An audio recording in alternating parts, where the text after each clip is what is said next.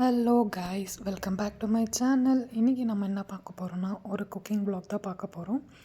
So இன்றைக்கி ஒரு 3 kg அளவுக்கு வந்து சிக்கன் பிரியாணி பார்க்கலாம். ஸோ அதுக்கு நான் ஒரு அகலமான ஒரு பாத்திரத்தில் ஒரு ஆயில் ஒரு 4 to 5 tablespoon of oil, அதுக்கப்புறம் ஒரு 2 டேபிள் ஸ்பூன் கீ போட்டிருக்கேன். அது கொஞ்சம் ஹீட் ஆனதுக்கப்புறம் ஸோ ஆல் ஸ்பைசஸ், பட்டை, கிராம்பு, இலாச்சி, bay leaf, star anise, so எல்லாமே வந்து பிரியாணிக்கு தேவைப்பட ஸ்பைசஸ் எல்லாமே வந்து போட்டிருக்கோம். அது கொஞ்சம் ஹீட் ஆனதுக்கப்புறம் இப்போது நான் வந்து ஒரு 15 ஆனியன்ஸ் நான் எடுத்திருக்கேன். தின் ஸ்லைஸாக கட் பண்ணி ஒரு 15 ஆனியன்ஸை கட் பண்ணி வச்சுருக்கேன். ஸோ இன்றைக்கி ஜஸ்ட் ஒரு நார்மலான ஒரு ஃபங்க்ஷன். ஸோ அதனால் இந்த அளவுக்கு வந்து பிரியாணி பண்ணிகிட்டு இருக்கோம். நானும் என்னோடய தங்கச்சியும் சேர்ந்து குக் பண்ணிகிட்டு இருக்கோம். ஸோ இப்போ ஆனியன் போட்டு அதை வந்து லைக் கோல்டன் ப்ரௌனாக வரணும். ஸோ எனக்கு வந்து அரவுண்ட் ஒரு 10 to 15 மினிட்ஸ் எடுத்துச்சு. ஸோ அது வந்து கோல்டன் ப்ரௌனாக ஆகுறதுக்கு. ஸோ இப்போ வந்து என்னோடய சிஸ்டர் வந்து இது பண்ணி கொடுத்துட்டு இருக்கா. ஸோ சின்ன ஒரு ஃபங்க்ஷன். ஸோ அதனால் நானும் என் தங்கச்சியும் சேர்ந்து குக் பண்ணிகிட்டு இருக்கோம். ஸோ இப்போ வந்து ஒரு 5 க்ரீன் சில்லிஸ் போட்டிருக்கேன். ஏன்னா நான் பேஸ்ட் பண்ணி வச்சுருக்கேன் க்ரீன் சில்லிஸ். ஸோ அதனால் கம்மியாக நான் போட்டுக்கிட்டேன். ஸோ ஆனியன் ப்ரௌன் ஆனதுக்கப்புறம் இப்போ வந்து ஜிஞ்சர் கார்லிக் பேஸ்ட் வந்து போட்டுக்கலாம். ஸோ அதுக்கு எவ்வளோ தேவைப்படுமோ அவ்வளோ ஜிஞ்சர் அண்ட் கார்லிக் பேஸ்ட் போட்டிருக்கேன். நான் வந்து ஒரு 400 கிராம்ஸ் ஆஃப் ஜிஞ்சரும் கார்லிக்கும் நான் போட்டிருக்கேன். அது வந்து அந்த ரா ஸ்மெல் போனதுக்கப்புறம் இப்போ வந்து கொத்தமல்லி போட்டுக்கலாம். ஸோ இன்னும் அதிகமாகவும் போடலாம், பட் நான் வந்து எல்லாமே அரைச்சி வச்சுருக்கேன். ஸோ இது வந்து ஒரு கைண்ட் ஆஃப் எப்படின்னா புலாவுக்கும் இல்லாமல் பிரியாணிக்கும் இல்லாமல் மீடியமாக ஸ்பைசஸ் வச்சு பண்ணியிருக்கேன். ஏன்னா இந்த சைட் பெங்களூர் சைடு எப்படின்னா அவ்வளோ ஸ்பைஸாக அவ்வளோ மசாலா அதிகமாக சாப்பிட மாட்டாங்க. ஸோ இது ஒரு மாதிரி தொன்னே பிரியாணியும் இல்லாமல் நார்மல் பிரியாணியும் இல்லாமல் கொஞ்சம் மிடில் அந்த ஒரு இதில் பண்ணியிருக்கேன்.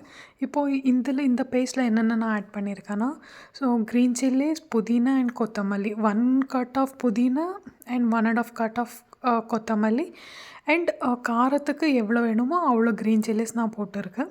ஸோ எல்லாத்தையும் போட்டு அரைச்சி நான் வந்து இப்போது ஆட் பண்ணியிருக்கேன். இதோட ரா ஸ்மெல் போனதுக்கப்புறம் நான் இங்கே சிக்கனை வந்து ஒரு 2 to 3 விசில்ஸ் நான் வந்து சால்ட், அதுக்கப்புறம் கொஞ்சம் ஜிஞ்சர் கார்லிக் பேஸ்ட், கொஞ்சம் மஞ்சள் அண்ட் கொஞ்சம் வந்து காரம் லைக் சில்லி பவுடர் இதை ஆட் பண்ணி ஒரு 2 to 3 விசில் நான் வந்து குக் பண்ணி வச்சுருக்கேன். இது வந்து நார்மல் பிரியாணி போடுற சிக்கன் கிடையாது. ஸோ இது ஒரு மாதிரி எப்படின்னா கண்ட்ரி சிக்கன் மாதிரி. ஸோ அதனால் நான் ஒரு 2 to 3 விசில் வந்து நான் போட்டு வச்சுருக்கேன். ஸோ இதுக்கு இது போட்டுட்டு நல்லா மிக்ஸ் பண்ணணும். ஸோ அந்த மசாலாவோட இது ஆட் ஆகணும்.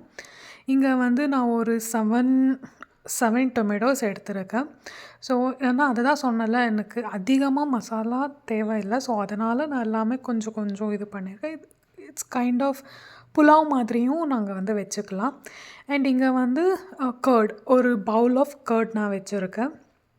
டொமேட்டோ அண்ட் கர்ட் எல்லாமே வந்து இப்போ வந்து சிக்கனுக்கு வந்து நல்லா இறங்கணும்.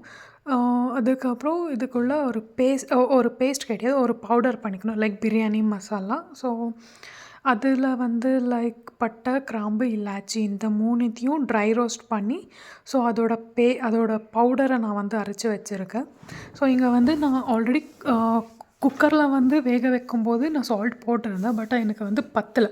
ஸோ அதனால் இப்போ கொஞ்சம் சால்ட் போட்டிருக்கேன். அண்ட் இப்போ வந்து லைக் பிரியாணி மசாலா நான் என்ன பேஸ்ட் அரைச்சி வச்சுருந்தேன், லைக் ட்ரை ரோஸ்ட் பண்ணி பவுடராக பண்ணி வச்சுருந்தேன். ஸோ அதை வந்து ஆட் பண்ணிக்கலாம். இப்போது அந்த மசாலா, அந்த பவுடர், அந்த சால்ட் எல்லாமே வந்து இப்போது அந்த சிக்கனுக்கு வந்து நல்லா இதாகணும். ஸோ எனக்கு இங்கே வந்து கொஞ்சம் காரம் வந்து பத்தாமல் இருந்துச்சு. ஸோ அதனால் நான் இங்கே வந்து கொஞ்சம் சில்லி பவுடர் ஆட் பண்ணியிருக்கேன். அண்ட் இப்போ வந்து அதோட எல்லா ரா ஸ்மெல், அந்த biryani masala and chilli powder எல்லா மசாலா இறங்கி அந்த சிக்கனுக்கு வந்து எல்லாம் இதாக இருக்கணும். இப்போ வந்து நான் வந்து 3 kg சிக்கனுக்கு வந்து 2.5 கிலோ அரிசி எடுத்திருந்தேன். அதுக்கு டபுளாக வந்து வாட்டர் போட்டுக்கணும். ஸோ இங்கே வந்து தண்ணி பாயில் ஆனதுக்கப்புறம் நான் ஒரு ஒரு 10 மினிட்ஸ் முன்னாடி நான் வந்து ரைஸை வந்து சோக் பண்ணி வச்சுருந்தேன். இது வந்து normal rice, normal bullet rice, Sona Masoori, normal Sona Masoori rice. நான் அதுவே போட்டுக்கிறேன். அண்ட் 10 மினிட்ஸ் முன்னாடி நான் வந்து இதை வந்து சோக் பண்ண வச்சுருந்தேன். ஸோ இப்போ வந்து தண்ணி பாயில் வந்ததுக்கப்புறம் ரைஸ் வந்து ஆட் பண்ணிக்கிறேன்.